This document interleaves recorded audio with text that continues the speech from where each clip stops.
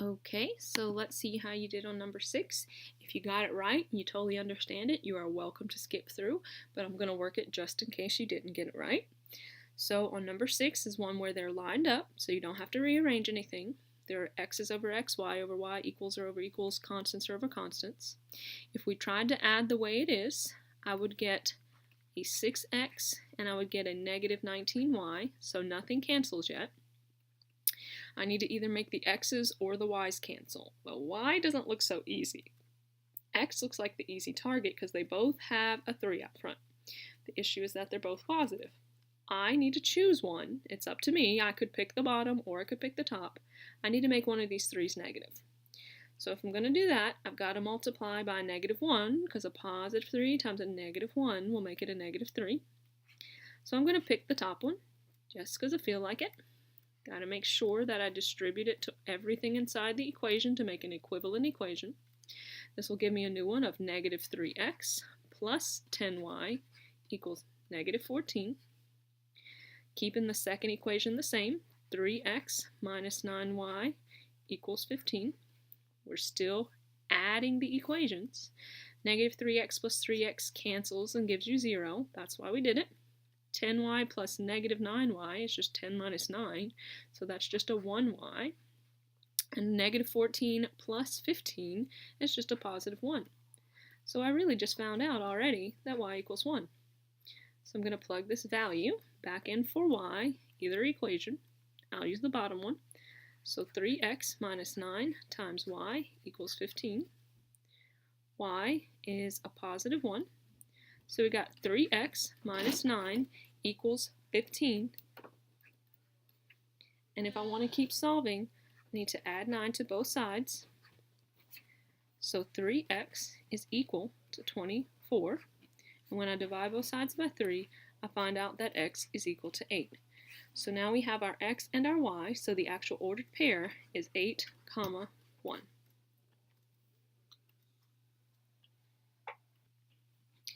Alright, so let's check out the last possible scenario here. So, on number 7, when I go to see if they're lined up, it's almost lined up. The x's are over the x's, the y's are over the y's, the constants are over the constants. One of my equals is way over here, and one's way over here. So technically, they're not lined up. What needs to happen is that this 3y really needs to be on the other side of the equal sign. So in order to move this 3y on the other side of the equal sign, I would have to minus 3y from both sides. My other option would have been to move this 3y over, and so I would need to add 3y to both sides. You can pick either one. That's why some of these problems, it's hard to teach every possible way, because there's several different ways, as long as you're maintaining equivalence, and what's important is that everything is actually lined up.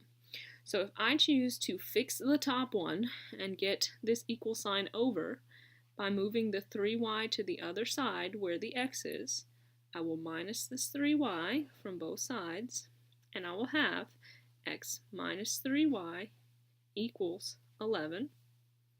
I didn't do anything to the second one, so I'm just going to keep it the way it is. 2x minus 3y equals 16.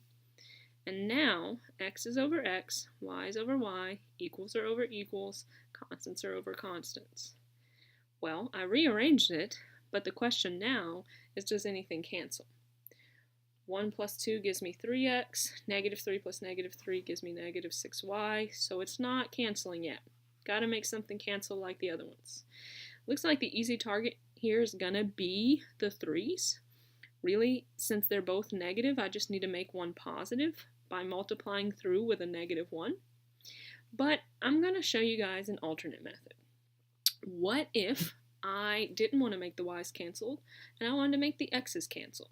Well, as long as I choose a number and I multiply it by everything in the equation, it's totally okay. So say I want to make the x's cancel instead. Well, this is a positive 2. I need this to be a -2. So right now, it's a positive 1. Well, what do I multiply positive 1 by to make it a -2? Well, I would have to multiply a positive 1 times a -2 for it to be a negative 2. So I'm going to multiply this whole top equation by negative 2 just to prove to you that I can actually multiply by a number bigger than negative 1. So if I do that on the top, I've got 1 times negative 2 gives me negative 2x. Negative 3y times negative 2 gives me positive 6y. And 11 times negative 2 is going to give me negative 22. Well, we didn't do anything to the bottom one. It's just 2x minus 3y equals 16. Add them together now. My x's will cancel. 6 plus negative 3 is just 3y. Negative 22 plus 16 is, I think that's 6, so it's negative 6. I'm going to divide both sides by 3, find out that y is equal to a negative 2.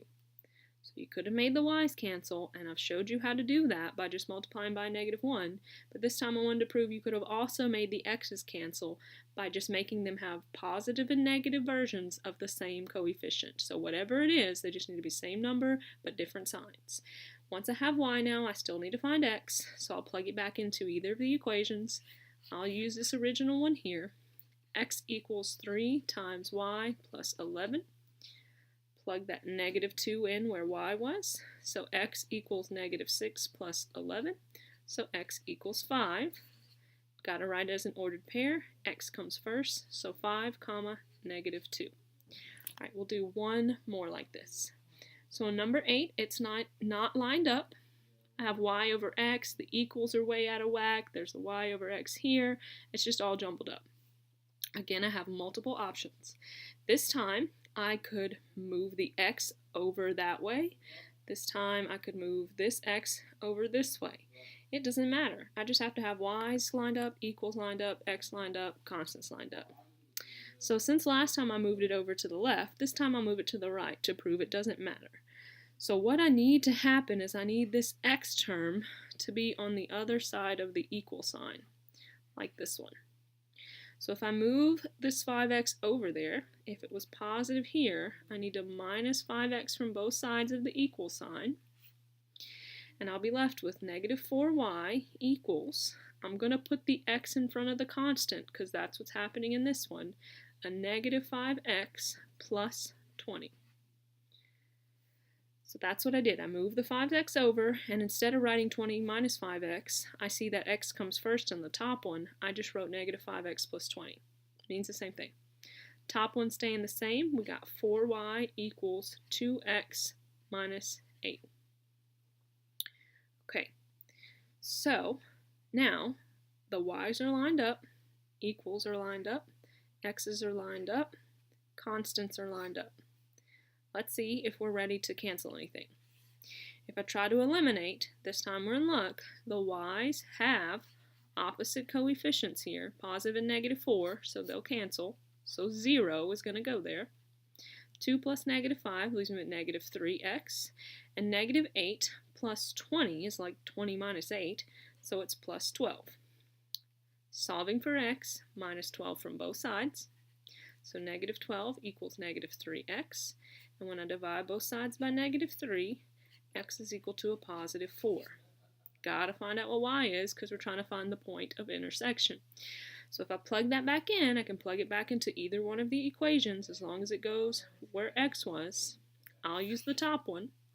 So I've got 4y equals 2 times x minus 8. Plugging in 4 where x was. 4y equals 2 times 4 is 8 minus 8. So 4y equals 0, and even when I divide both sides by 4, 0 over anything is just 0, so y is equal to 0.